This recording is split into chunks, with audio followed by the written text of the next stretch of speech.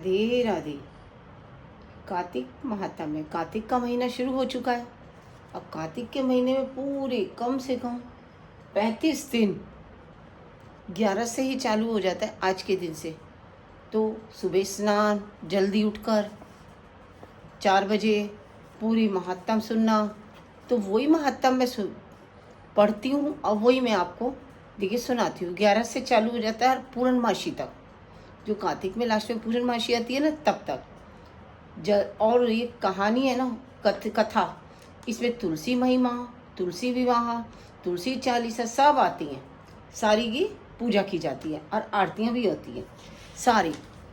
अब मैं वही कार्तिक महीने का आज से अध्याय है वो मैं डेली आपको सुनाऊंगी जल्दी। अब आप सुनिए। कार्तिक स्नान करने वालों पर भगवान विष्णु और महालक्ष्मी जी की परम प्रसन्न बने रहते हैं। मनोकामनाओं की आपूर्ति और अंत में मोक्ष प्राप्ति का भी सशक्त माध्यम है कार्तिक स्नान। आप जानते हैं कार्तिक स्नान तो बहुत ही अच्छा होता है। विष्णु भगवान कहते हैं ना, कार्तिक के महीने में 11 को ही ये जगते हैं। अब वही मैं कार्तिक महात्म्य में आपको सुनाती हूँ। सब प्रकार के विघ्नों का नाश करने वाले गणेश जी, सारी सृष्टि का पालन करने वाले भगवान विष्णु, ज्ञान की दाता सरस्वती जी, सब पुराणों के कर्ता श्री व्यास जी तथा सभी ज्ञानी जनों के चरण कमलों में नमस्कार करके भगवान की श्रद्धा और भक्ति रस में डूबे हुए कार्तिक मास की कथा कहते हैं। आप सुनिए। सभी पापों से मुक्ति दिलाकर इस लोक में सब सुख, धन, वैभव, रिद्धि, सिद्धि और अंत में मोक्ष प्रदायक है यह पावन कथा। जो कार्तिक में करता है ना, बहुत ही पुण्य मिलता है। प्रथम अध्याय इसका आप सुनिए। प्रथम अध्याय यानी पहला अध्याय।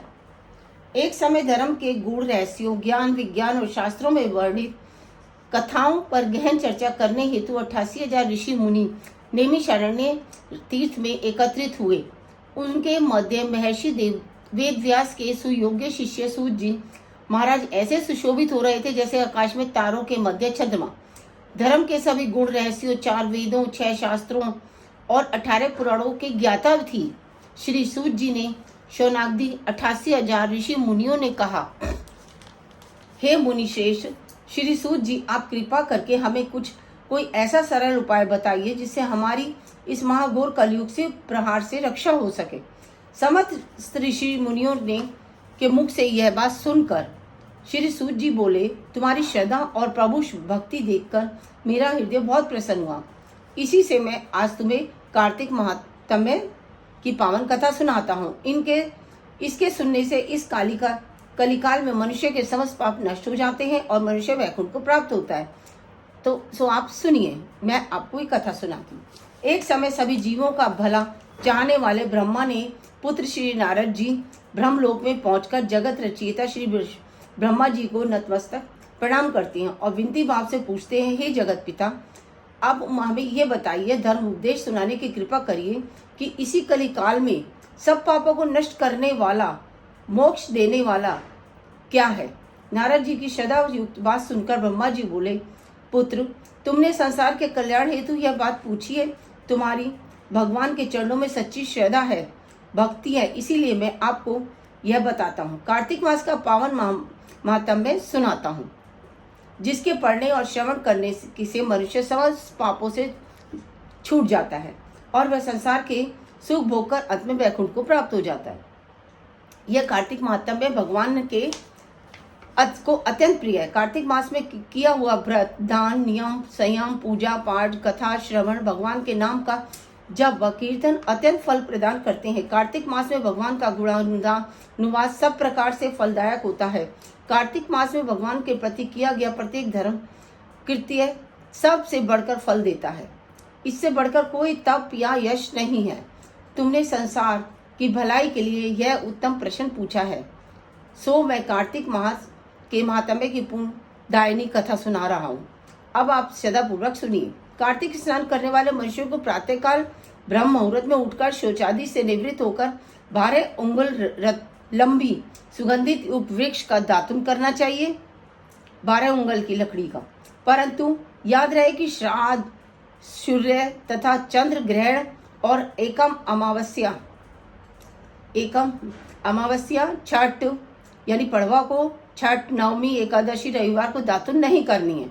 जिस दिन दातुन ना करनी हो उस दिन पानी से 12 बार कुल्ले करो और मुख को खूब साफ कर लेना। जब 2 घड़ी रात्रि शेष रहे तब काले तिल और चंदन, चावल, पुष्प और कुशा लेकर तालाब, कुंड, नदी, संगम अथवा किसी भी तीर्थ पर जाओ। वहां हाथ जोड़कर प्रार्थना करो, हे भगवान, आप श्री लक्ष्मी जी को प्रसन्न करने के लिए मैं समस्त कार्तिक मास में स्नान करूंगा। इस प्रकार प्रतिज्ञा करके श्री गंगा जी और श्री शिव जी, सूर्यदेव, विष्णु भगवान का ध्यान करके नामी प्रयत्न जल में, नाभि प्रयत्न यानी नाभि तक जो जल होता है वहां तक खड़े होकर जल में प्रवेश करके अच्छी तरह से स्नान करो। फिर जल से बाहर निकलकर देवता, ऋषि और पितरों का तर्पण करो। स्नान करके भेड़, बकरी और धूल से बचना चाहिए। जब स्नान कर लो तो धूल मिट्टी से बचो। छींक, थूक, कुत्ता, कुआ, कौवा, ऊंट, उल्लू आदि से भी बचना चाहिए। यदि भूलकर इनसे किसी भी को स्पर्श भी हो जाए तो स्नान करिए। मिथ्यावादी और नीच प्रकृति वाले मनुष्यों से वार्तालाप नहीं करनी चाहिए। इसके बाद षोडोपचार विधि से भगवान का पूजन करें, भगवान को अर्घ दें, प्रार्थना करें, हे भगवान, आप श्री राधा जी सहित मेरे इस अधर्य का ग्रहण कीजिए। इस प्रकार प्रार्थना करें, आवाहन करें। पाद्यम, अधर्य, आचमन, स्नान, वस्त्र, चंदन, अक्षत, पुष्प, धूप, दीप, नैवेद्य, तांबूल, पुंगी, फल, दक्षिणा, नमस्कार, यह 16 चीजें मूर्ति को अर्पण कीजिए और तुलसी की मंजरी से भगवान को षोडशोपचार कीजिए। यही है इसकी प्रथम दिन की कथा जो मैं आपको सुनाई है। कल मैं फिर आपको सुनाऊंगी। राधे राधे।